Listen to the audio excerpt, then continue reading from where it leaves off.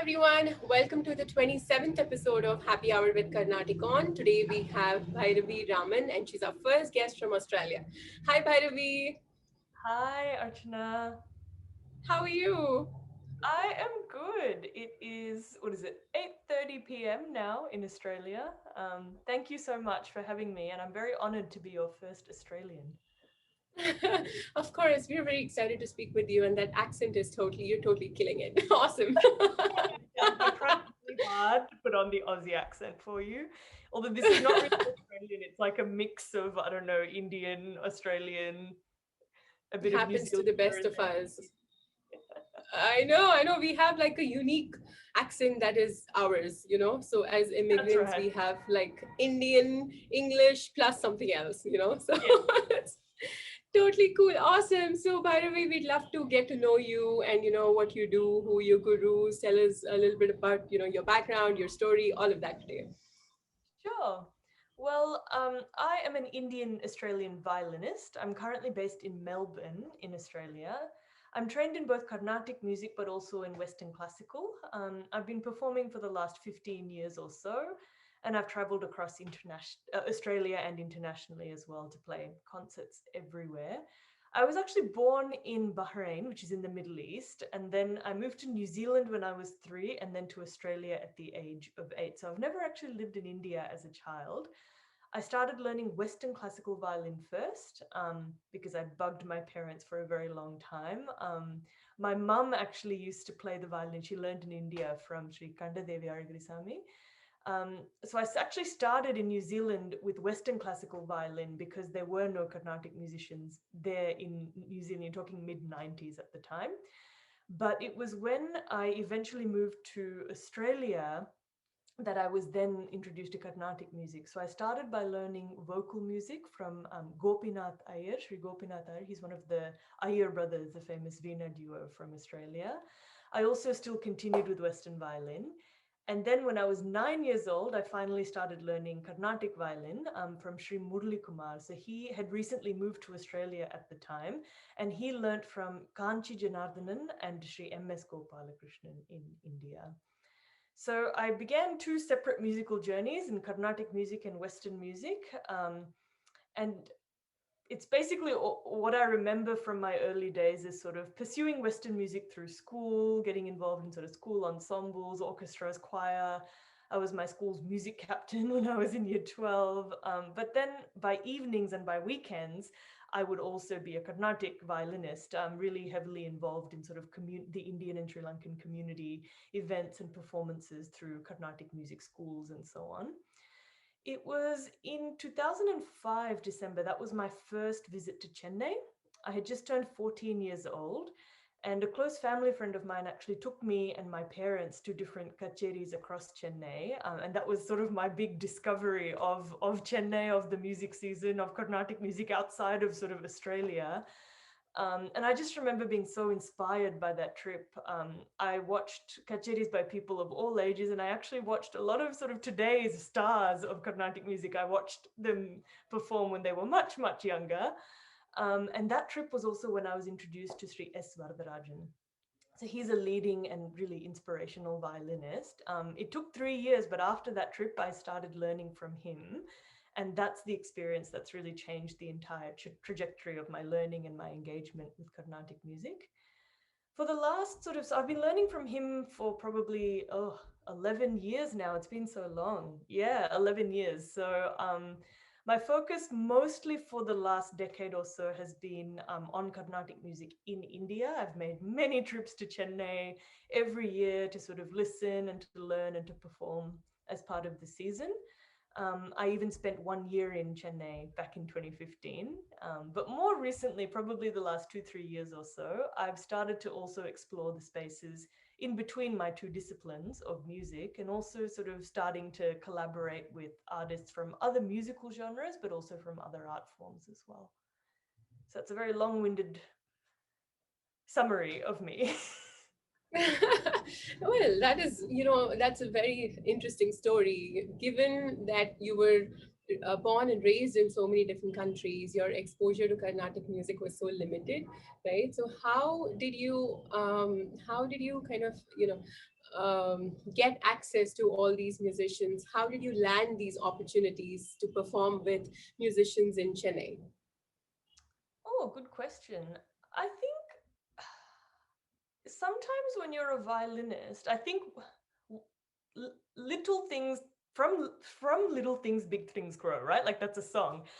I genuinely think that's kind of how it happened for me, just being in the right place at the right time, spending more and more time in India. You sort of meet some people, and then that one connection leads to another one, leads to another one, leads to another one. So I'd say, I wouldn't say that I did have quite a lot of exposure to music here, actually. I'm quite lucky because in Australia, my generation is actually a product of about 2 to 3 decades of migration from India to Australia. So people moved here at least 40 years ago and established sort of Carnatic music schools and have been teaching for many decades. So my generation is probably a product of 2 to 3 decades before me, of really dedicated teachers who have come, started music schools and imparted their knowledge. So I don't think I've been quite lucky to get quite a lot of exposure, especially in Australia, and that's where I've spent the majority of my life.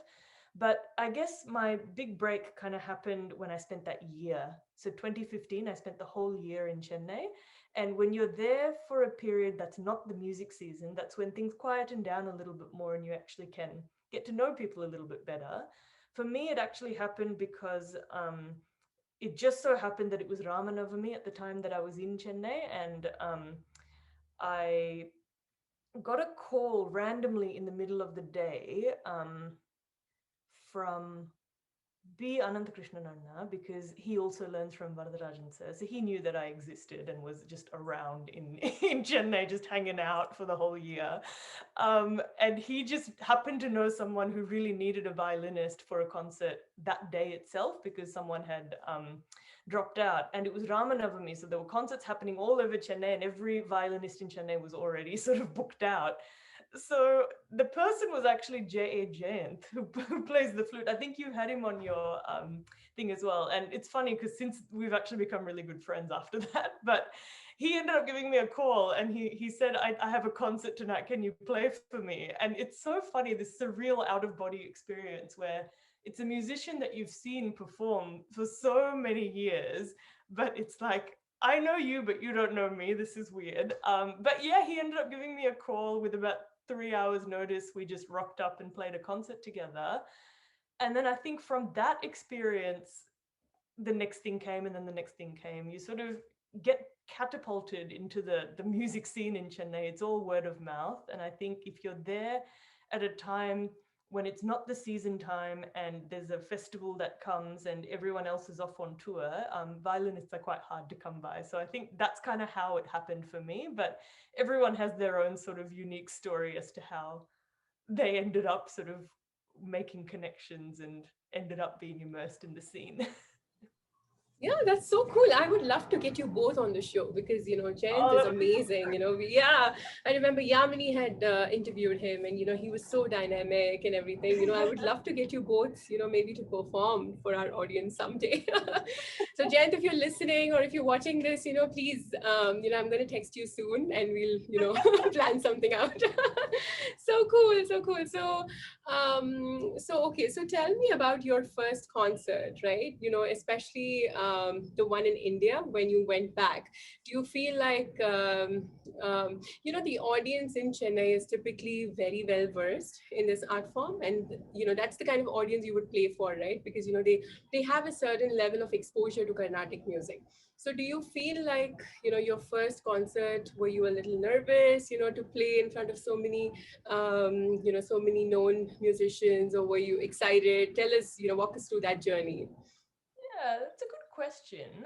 I wouldn't say that I was any more. I think it's a myth that people in diaspora communities are not knowledgeable. Like, there's pretty knowledgeable people here who actually can be quite judgy if you get something wrong. So I had the same feelings of terror performing my first ever concert in Australia than I did in India. I think the thing that actually is the most nerve-wracking in India, more so, of course, the audience and knowledge levels, but also the fact that it's a smaller community here in Australia, right? So you kind of know everyone knows everyone. After a certain point, you kind of can predict another person's style, and you have that opportunity to practice together, get to know each other, those sorts of things. In India, you just rock up and you meet people on stage. So for the most part, majority of the concerts that I've played in India have been with artists that I actually don't know, which means that on stage is when you're actually learning and sussing out their style. And as a violinist, that's really important because you need to be able to sort of blend in with what's going on to some degree and complement what they're singing or playing. So I think that's probably been the more nerve-wracking and terrifying thing for me. It's learning to just be okay with the spontaneity, not knowing what's coming up. Yeah, I think that's a very good trait to have as an artist, being less being less conscious about your environment and focusing so much on what you do is, I think, a very good trait to have. So that's good. So good on you for that. I don't know how I would do. I think, I mean, I've done a few concerts before, and I remember being super conscious. I'm like, oh my god, there's like 300 people in front of me. How am I even going to do this? Because I've always had stage fear growing up, and for me to go up on stage and perform for an audience was, quite, it was scary. I remember this very well. Very vivid memories of my first concert. So anyway. That's really interesting, right? I don't know what it is, but for me, performance has never been the scary thing. Maybe it's because I've been doing it from such a young age. Like here, you sort of grow up doing little mini school concerts. So, you get used to the idea of having a stage in front of you. What actually terrified me was exams. So I did examinations for Western classical music. Um, and I actually had to do I've done a diploma in music, but my first time I actually didn't pass because I was so terrified that I absolutely just completely froze up and just made a complete mess of myself. So I had to retake that exam the next year. But what we did differently was actually I had a coach who actually worked with me on learning to get less nervous and less anxious about performance. So I think it's probably something that's a bit under researched, or I don't know any Carnatic musicians, at least in my circles, I'm sure they exist, but people who sort of work on that aspect of performance anxiety in many ways. So I think that was something that really helped me, because it's something that I've been able to take and apply to many different contexts as well, about how to try and calm your nerves and think about the, like, visualize the performance as much as you're actually there doing it at the same time as well. Yeah. There's something to be said about the confidence level of people living outside of India. I think it's got to do with, I think, just the education system or something like that. Because I've seen this with the kids in the US also. There's a lot of people that just go up on stage, and it's like it's second nature to them. But somehow in India, like even today, if there's a musician that needs to perform in front of a maestro, I'm sure it's just gonna drive them crazy. So, so having said that, do you feel like, do you find it challenging to find opportunities because you're not based in India? Do you find that like a little bit challenging, to connect with people because, everything's virtual, right? For us, it's not the same as being in the same room as somebody. Do you find it a bit difficult to find these opportunities because you're based outside of India? For sure. There's almost like unwritten rules about how all this stuff happens, right? It's not necessarily a very straightforward process. So I've been very naive for many years, and then I sort of got my big break in 2015, and that simply came from word of mouth. And it's amazing how the network just works that way, right? But I do think that the flip side to that is that access essentially relies on how good your networks are. And those networks are influenced by lots of other characteristics, which may have nothing to do with your ability, put it that way. So I think it can be, I've seen lots of great musicians struggle to find that footing in the sector in India. And I had the most opportunities when I was there, living there, with the, when someone can just give you a call and say, hey, I have a concert tomorrow, next week, 3 hours from now, whatever. And I think it is a bit more isolating when you're not based there. And particularly for Australians, I don't know how it is in other diaspora communities, but I do think we don't have as much exposure to artists from India. That exchange, that cultural exchange doesn't quite, it's not as existent or as well developed as it is in the US, for example. Speaking of which, tell us about your project. I know you're trying to build a community specifically for Carnatic musicians. So tell us a little bit about that. Oh yeah, so basically, I guess let me set the scene a little bit. So my guru Varadarajan sir once said this to me, right? He said, you reach a point, particularly as an accompanying violinist, you reach a point where a huge part of your learning happens through playing kacheris or concerts. So it's like on the job learning, literally. And that's well and good in India, where the musical ecosystem and the cultural landscape supports that development aspect through concerts at sabas, small and large, temples, festivals. There's just literally stuff happening all throughout the year. The entire system is based around that. It's also possible, like I said, in other diasporas like the US and in Canada, because there's a much larger population, a lot more Carnatic music infrastructure, basically, and more exposure to artists. So that idea of a dialogue and an exchange, that's formed over the years. And the outcome of that is that you see an increasing number of musicians with what I call sort of hyphenated identities. So I call myself Indian Australian, for example, so Indian American, Indian British, or you really see lots of people who have actually got roots in both cultures making their a mark in the scene, in the Carnatic performance scene in Australia. And I'm not just talking about like sabas that just pop up. I'm talking about representation at Chennai's oldest and most prestigious venues like Parsarthi Swami Sabha or the Music Academy. I'm setting the scene because then, if I take Australia now, relatively speaking, there are actually fewer Australians represented in Chennai at those venues. But I would love to see more Australian grown talent actually realize their potential in the Indian classical arts in India. So that's where Gamaka sort of comes in. Its genesis was actually through house concerts. So 12 years ago, my mum actually looked around and noticed that there's not really that many opportunities for emerging artists to play or to sing a traditional kacheri beyond the formal Arangetram sort of stage, which is ironic because the Arangetram is supposed to be the beginning of that journey.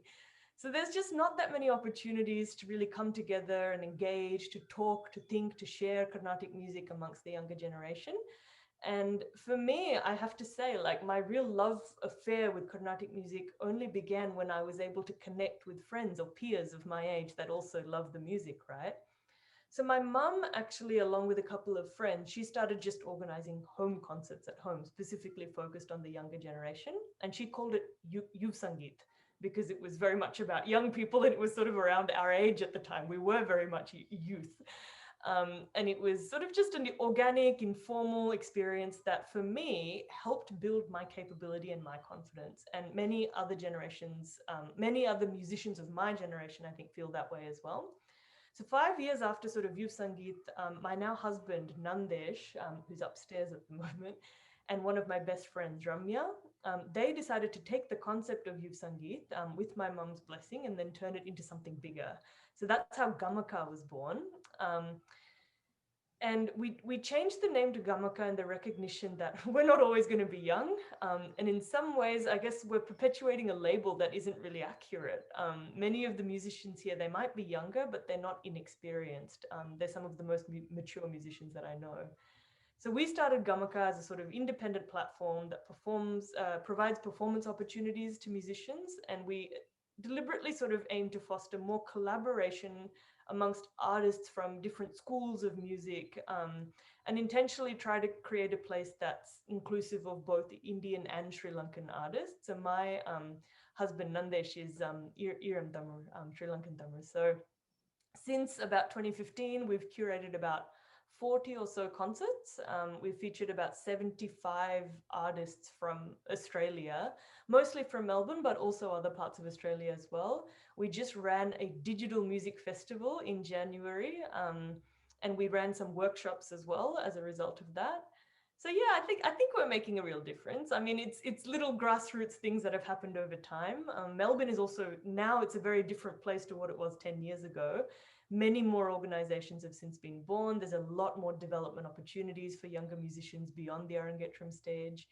But yeah, it's just really nice to sort of see it grow from that time.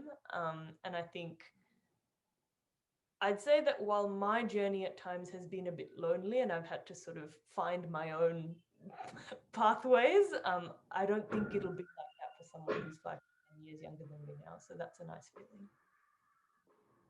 Yeah, that's awesome. So, speaking of which, right, like, do you think the younger generation is taking an interest in this art form? Like, I can speak for the US. I see there's a lot of music schools, in this space. So, there's a lot of kids that go to Carnatic music from very young, right? When they're like 4 or 5 years old, is their first exposure to this art form. How is it in Australia?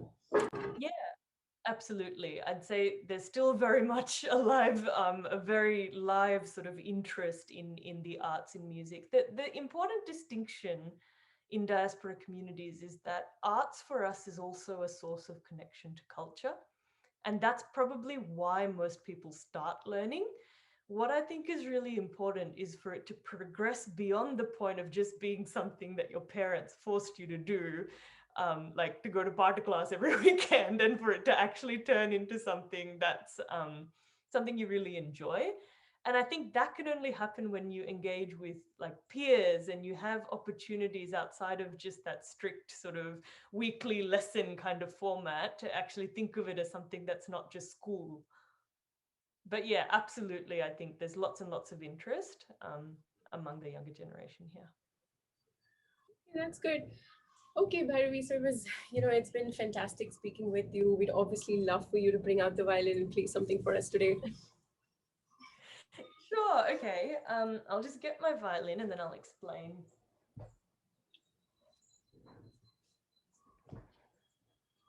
So I thought what I might try playing, because you've probably heard a lot of Carnatic music now from lots of different people.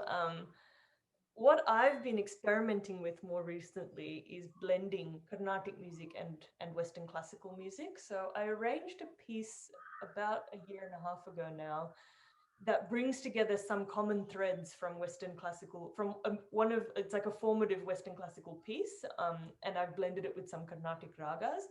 I'll just play a small excerpt from that, and you don't need to hear the whole piece. Absolutely. And you'd be surprised how many people we've had on the show that are trying to, fuse Indian and Western classical music. Somehow this has become like the norm now, like everyone's doing this fusion music. So this is really cool. So, and by the way, that's a beautiful looking violin. Oh, yeah, thank you. This is again, as part of my experimentation. This is a electric violin that I got last year.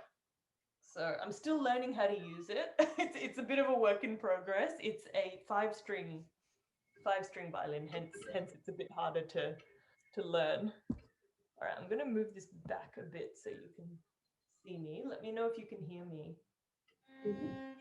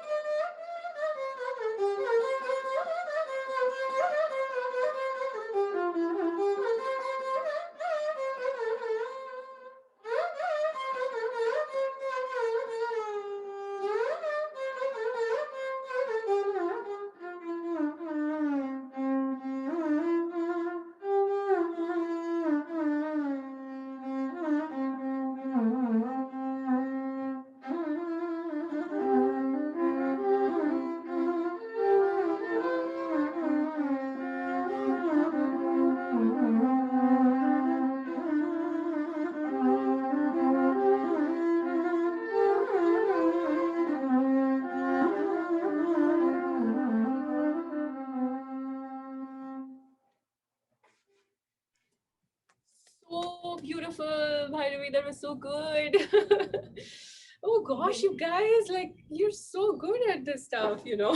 This is, it's so Learning. I've got impressive. like this little effects processor thing that I'm like learning how to use. So yes, part of this journey is learning to use a whole bunch of new gadgets, and I'm in the very early stages of of that Well, yeah, journey. tell me about it, right? There's so much we need to learn, and there's still more stuff coming up too, right? You know, who knows 10 years from now what this instrument is going to look like, you know? So Yeah, exactly. But yeah, lucky to have exposure and access to these types of things as well.